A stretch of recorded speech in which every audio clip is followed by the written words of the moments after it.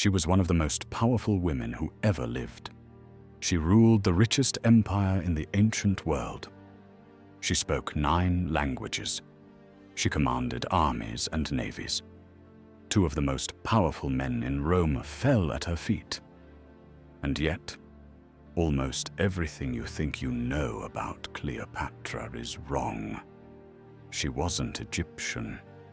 She wasn't a seductress. And nobody actually knows how she died.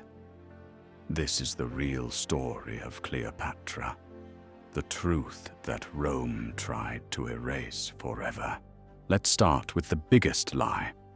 Cleopatra was not Egyptian, not even close.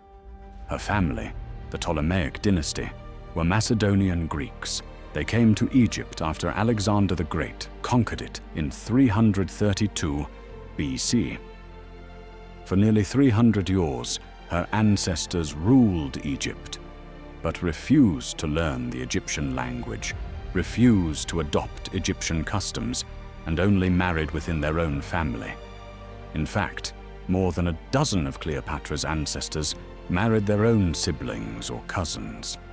Her own parents were almost certainly brother and sister.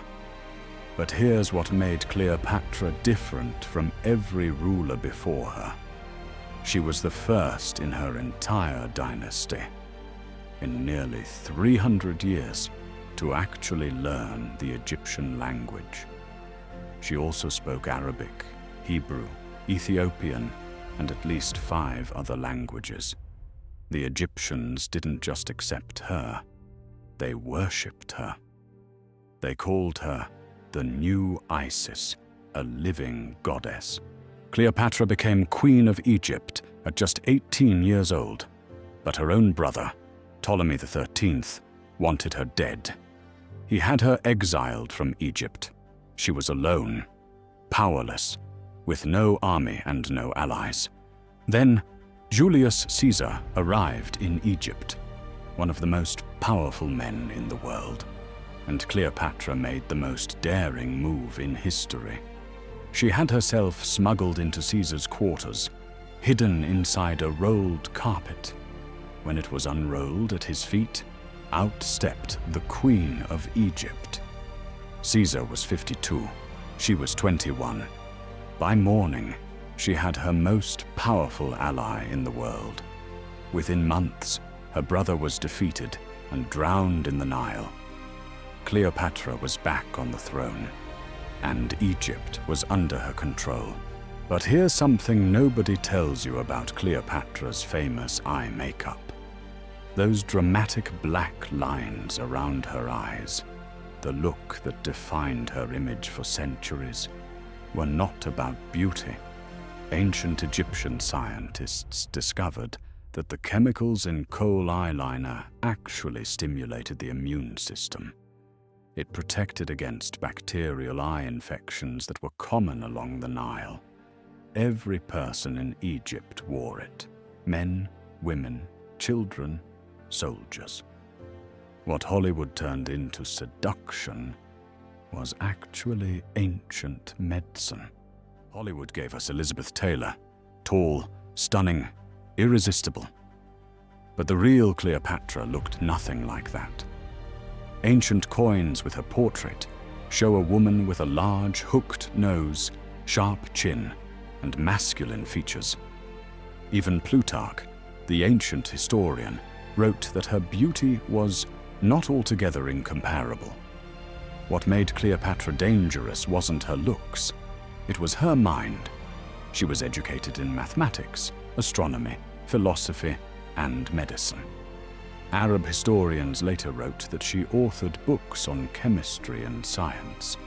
She was the first ruler in centuries who didn't need an interpreter. When foreign kings came to negotiate, she spoke their language, literally. And according to Plutarch, her voice was like a musical instrument. Once you heard her speak, you never forgot it. After Caesar was assassinated in Rome, Cleopatra found her next powerful ally, Mark Antony, the second most powerful man in the Roman Empire. Their relationship was the greatest scandal of the ancient world. Rome's propaganda machine went into full gear. Octavian, Caesar's heir and Antony's rival, declared that Antony had been bewitched by a foreign seductress, that she was a threat to Rome itself. In 32 BC, the Roman Senate declared war, not on Antony, on Cleopatra personally. They met at the Battle of Actium, one of the largest naval battles in history. Cleopatra personally commanded dozens of Egyptian warships, but they were defeated. Antony and Cleopatra fled to Egypt. Octavian followed. And as his armies surrounded Alexandria, Antony received a false message that Cleopatra was already dead. He fell on his own sword. He died in her arms. And now we come to the greatest mystery of all. How did Cleopatra actually die? The famous story says she allowed a venomous asp, an Egyptian cobra, to bite her. But here's the truth. Nobody actually knows. Cleopatra's own physician never mentioned a snake. The Roman historian Plutarch said she may have used a poisoned hairpin. Another historian suggested a toxic ointment. Modern scientists point out that a cobra's venom takes hours to kill, and there would have been no peaceful death. Some historians believe Octavian himself had her quietly assassinated, because he couldn't afford to parade her through Rome as his prisoner. A living Cleopatra was too dangerous. A dead one was the perfect ending to his story. Her tomb has never been found. Her body has never been discovered. 2,000 years later, the last queen of Egypt remains as mysterious as she was in life. And what happened after Cleopatra died? Her son, Caesarion, the child of Julius Caesar himself, was just 17 years old. Octavian hunted him down. He was captured and executed. Cleopatra's 3 children with Mark Antony were taken to Rome and paraded through the streets in chains. None of her descendants ever inherited Egypt. The greatest dynasty in the ancient world ended with a 17-year-old boy and a mother who died alone in a locked room. Cleopatra ruled for 22 years. She built Egypt into the most powerful independent nation left in the Mediterranean. After her death, Egypt fell to Rome and would not be free again for nearly 2,000 years. She was not a seductress. She was not a beauty.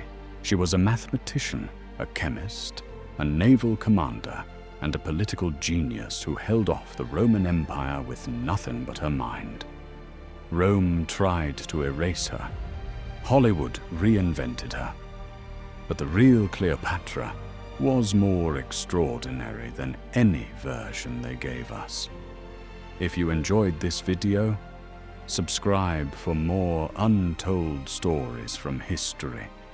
The next one will change everything you thought you knew.